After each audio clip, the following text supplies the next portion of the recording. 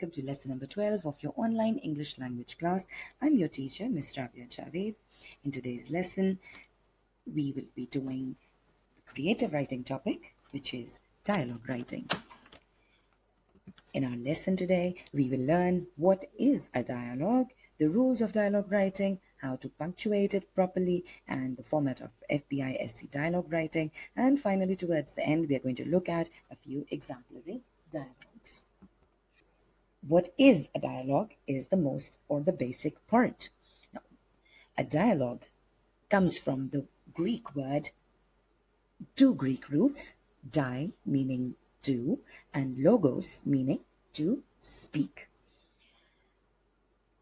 Hence, when two people speak to each other, it is called a dialogue. On the other hand, when single person speaks, we call it a monologue, where mono means one and logo means to speak. All right. Now, since dialogue is two-way communication, it means that not just one, but both the parties speak their mind and give their own opinion. Now, here is a small anecdote. When Napoleon, the famous French general, noticed that his counselors were simply echoing whatever he said, he told them, "You are not here to agree with me, but to express your own views." That is, he did not want people or his counselors to just say what he was saying. Okay? He wanted them to express their views. He wanted to know what they thought. He wanted to know their point of view, their ideas about the situation. Now, just like I said, that a dialogue is between two people. Now, the thing is, why is it required? There are three important reasons why. The first one is to present facts of own, that is oneself, and to consider facts of others, that is, what are the views, what are the opinions that others have over the topic. To seek understanding through alternatives. Maybe you have one idea while the other person has a completely different idea, and together you can come to an understanding of the conflict or whatever topic you are discussing. To reach decisions, you must have noticed how you have a dialogue at home with your mother when you want to have something. Okay, for example, maybe you want the last piece of cake that's been in the fridge and your mother is not agreeing to you. Now, how are you going to present your fact to your mother? And obviously she's going to say, well, I have saved it for, let's say, your little sister, but since you are tempted, you will be, giving her your point of view, and you're going to make her understand, and you're going to help her look for an alternative so that your mother can eventually give you that last piece of cake, and so that you will come to a decision. Okay. I do hope that was an interesting example for now. Okay, now as the picture suggests, you can see that there are two people. While one is speaking, that is revealing what lies hidden in his head, the other person listens. This is important. And it is part of your ethics that when someone speaks, you listen silently, wait for your turn, and then speak your part. Okay? It is wrong. It is considered ill-bred to speak or to cut off when someone else is speaking. Why? Because the person who is speaking has their own chain of thoughts, and there's so much that you get to learn about their personality when they are speaking. Okay, so dialogue, since it is a two-way communication, one reveals, the other listens. Then the first person stops speaking and becomes the listener, and the second person becomes the speaker. Okay, the role of speaker and listener keeps switching between the people who are part of the dialogue, and together the speaking and the listening, or the revealing and the listening, they bring about the understanding of the ideas that both parties have to present until they reach a decision. Now, we're going to talk about what is dialogue, keeping a good balance of dialogue and action, and then making realistic dialogue. So, dialogue. When I talk about dialogue, I'm going to talk about when characters are speaking or communicating with each other. When a new person speaks, you need to begin a new paragraph and you need to indicate what they're saying using quotation marks. So I'm going to show you a bit of dialogue from J.R.R. Tolkien's The Hobbit, and you'll be able to see this in action. Here's the example of dialogue. I was coming over the mountains with a friend or two. Or two? I can only see one, and a little one at that, said Bjorn. Well, to tell you the truth, I did not like to bother you with a lot of us until I found out if you were busy. I will give you a call if I may. Go on, call away.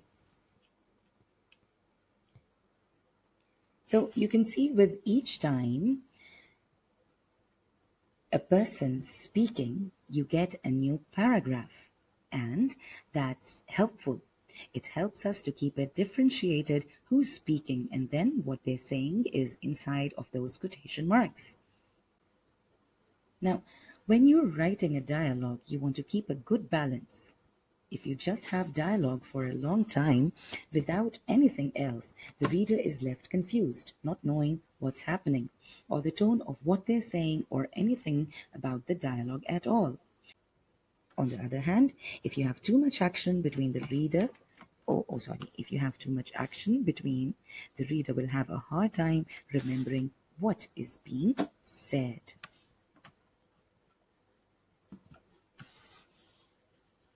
Here's an example with too much dialogues. Do you like fish? Yes, I do. That's wonderful. What's your favorite kind? I like goldfish. That's gross. I didn't mean it like that. I like you. You're funny. I think I'm starting to like you too. It tingles when you hold my hand like that. This is totally confusing and terribly written. It's horrible. The reader wouldn't have any idea what's going on. If you only have dialogue, it's made even worse. It's totally confusing. If you have more than two characters speaking back and forth, it's harder to follow. You need to have those actions and tone and what they're doing, how they're saying it all in between there to make it sense. Here's our other bad example of too much action. Do you like fish? John asked as he looked out over the big blue ocean. It had been years since he was last on the shores of this beautiful island, and he felt a mix of joy at returning and sadness that he had been away for so long.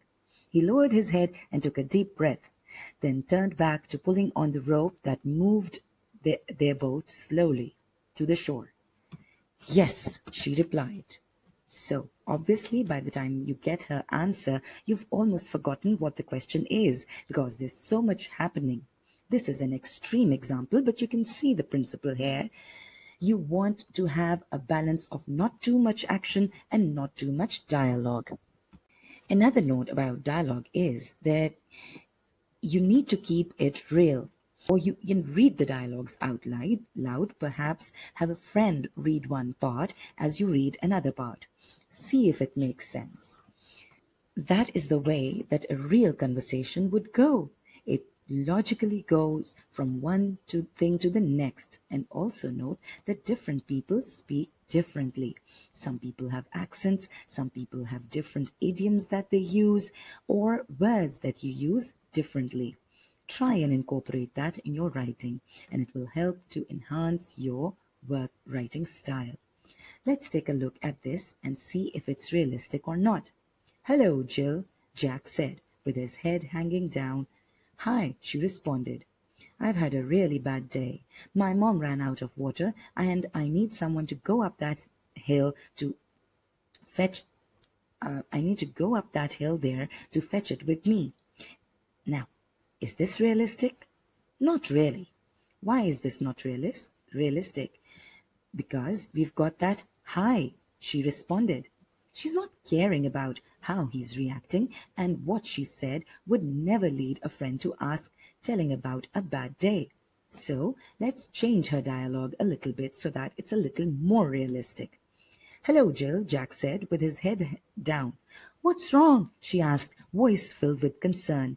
"I've had a really bad day. My mom ran out of water, and I need someone to go up that hill there to fetch it with me." Now, we have dialogue that flows a little bit more.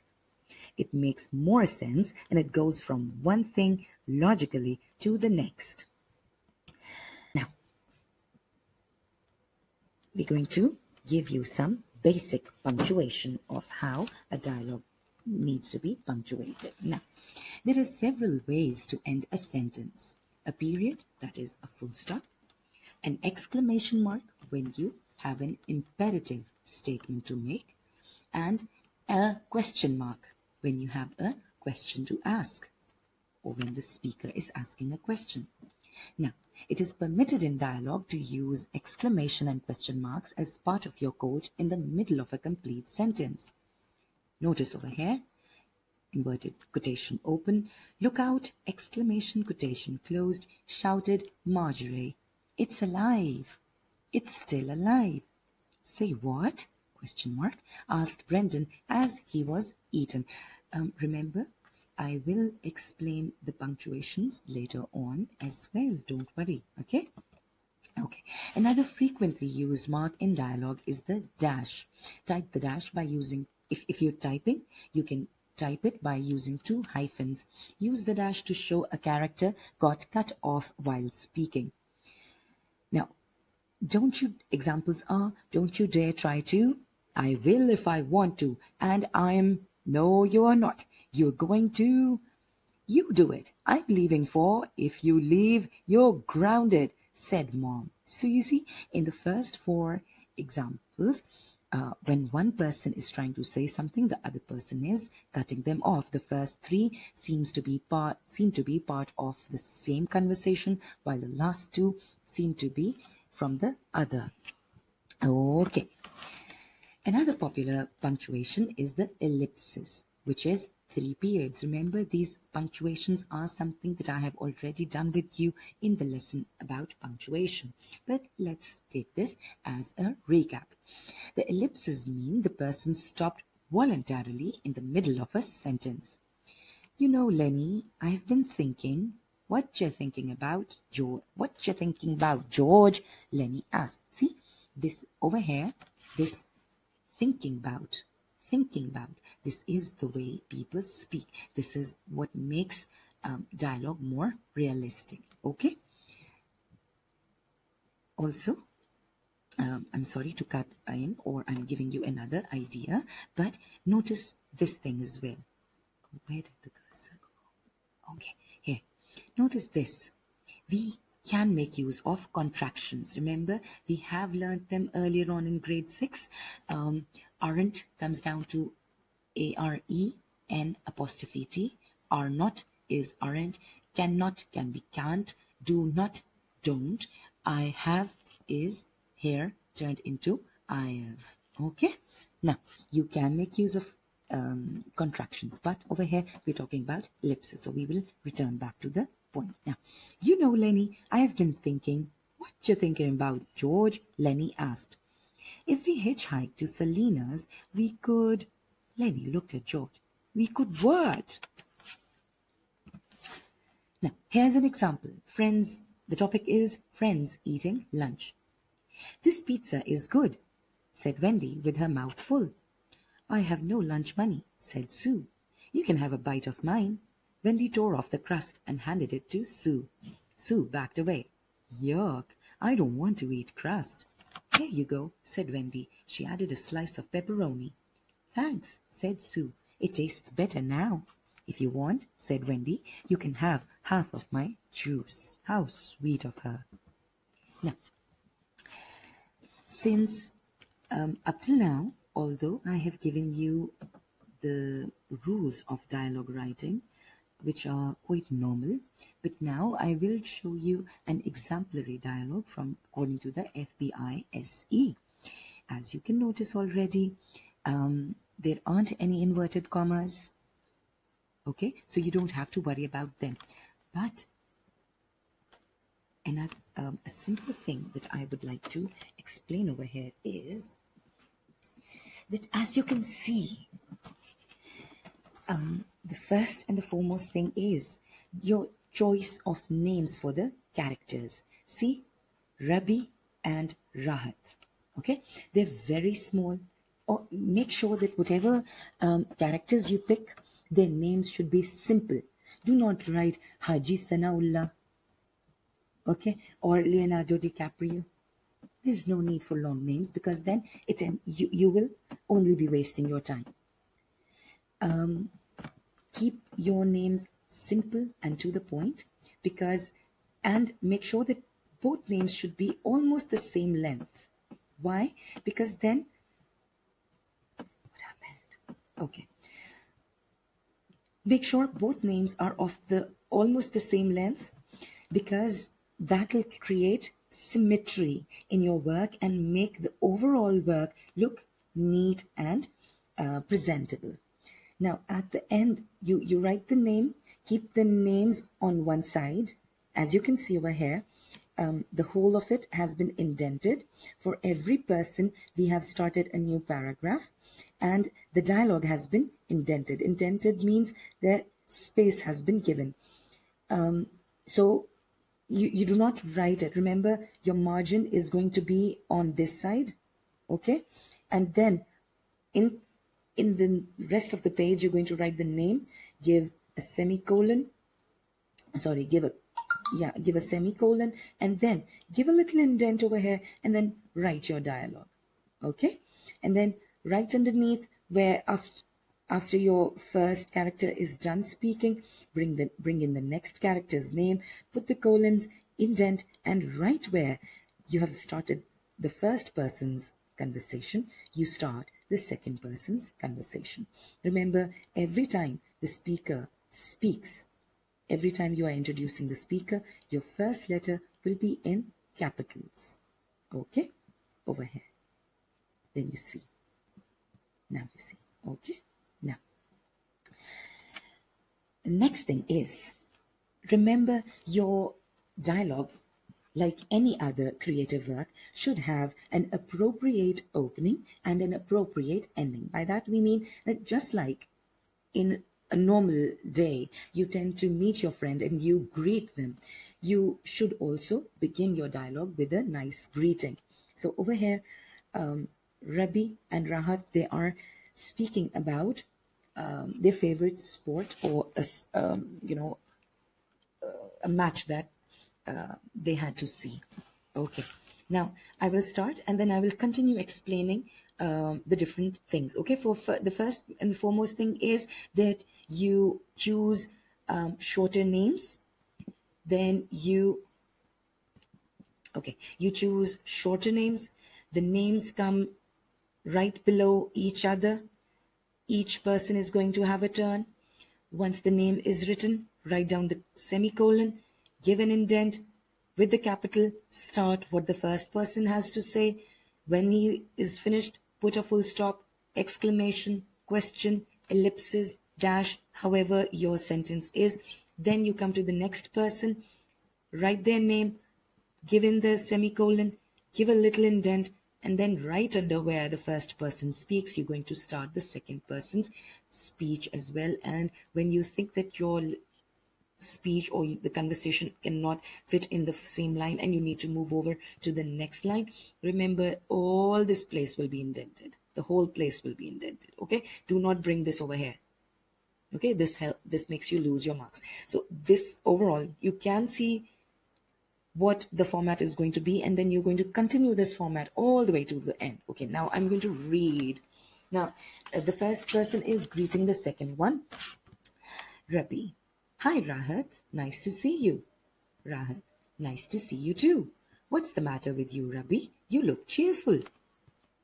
See, since the first person, the conversation, I'm sorry, I got carried away. Since the conversation is already realistic, you can see that Rahat is asking his friend that he looks cheerful. Okay, now we continue. Because Rabi, because last night I watched the World Cup final match between Germany and Argentina. Germany won the match. Apparently, I'm sure Rabi was on the German side. Rahat, what's the score line? Rabi, it was 1-0 or 1-0. Rahat, then the match was very competitive. Rabi, yes, it was a very exciting match. Rahat, then I have missed a good match. Who did best amongst the players? Rabi, Messi, Götze. I hope I've pronounced that correctly, boys, because I'm not very much into football, but please do excuse me if I pronounce your players' names incorrectly, okay? Rabi, Messi, Götze, and Muller played very well. Especially Götze's performance attracted me most. Rahat, oh, then I'm really unlucky that I have missed the match.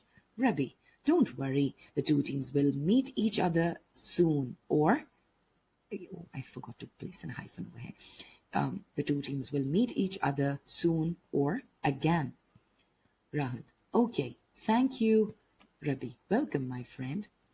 So you can see how the dialogue started off very nicely with a proper greeting, and then the conflict or whatever the topic was introduced, and then the situation continued and the discourse moved on. The two people chatted with each other, they conversed with each other, they had a dialogue with each other, they exchanged their ideas until they came to a decision.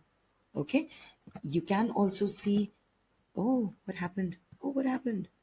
I'm so sorry. Okay, you can also see that over here, the conflict was given that Rabi got to see the match and Rahat missed it. Okay, now by the end, the conflict is resolved as well. Okay, just like in a narrative. Last week I told you how to write a narrative, that you should have the characters, you should have a setting, you should have a problem or the conflict, and slowly and steadily the conflict should be resolved until the you come to a conclusion. Isn't that so? Similarly, in a dialogue, you should have the greetings. You should greet each other. Oh my, last week I taught you letter writing. Okay, I forgot. Okay. In either case, you should have a greeting, and then you should introduce the topic you are writing the dialogue on, bring in the conflict, resolve the conflict, and towards the end, you should have the appropriate ending, thanking each other or deciding when you will be meeting each other and bringing the dialogue to the end. Okay, thank you. Welcome, my friend. Dialogue comes to an end. Okay, now the points to remember. The dialogue must be written in simple English. Please make sure this is not CIE, this is not O levels, this is Federal Board. In Federal Board, you must keep your work simple. Do not make use of pompous vocabulary. Do not make use of any flowery words. Keep your language very simple. Okay?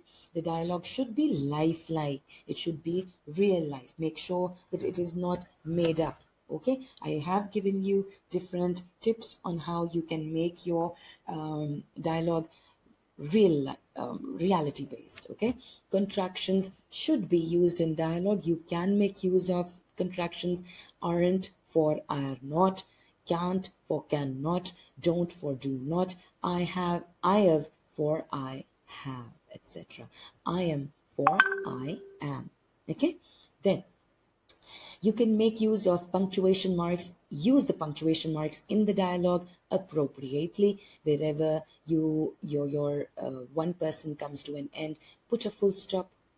If he is giving an imperative, he is giving an exclamatory remark, put an exclamation mark.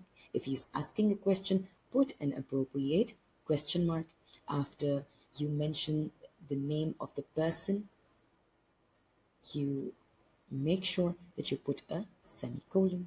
Okay, then a good dialogue has an appropriate opening and ending. Also, sometimes if you feel or the topic allows you to, make use of some comic statement in your dialogue. It is quite helpful for the reader. It makes your dialogue interesting. Okay, with that, we come to the end of our lesson. I have given you a small task, that is to write a dialogue. The question is attached, and I'm sure you will be able to do it. You're very smart, all of you, and you will have no trouble at all if you follow the tips that I have given. Happy learning, stay safe, stay healthy. Thank you.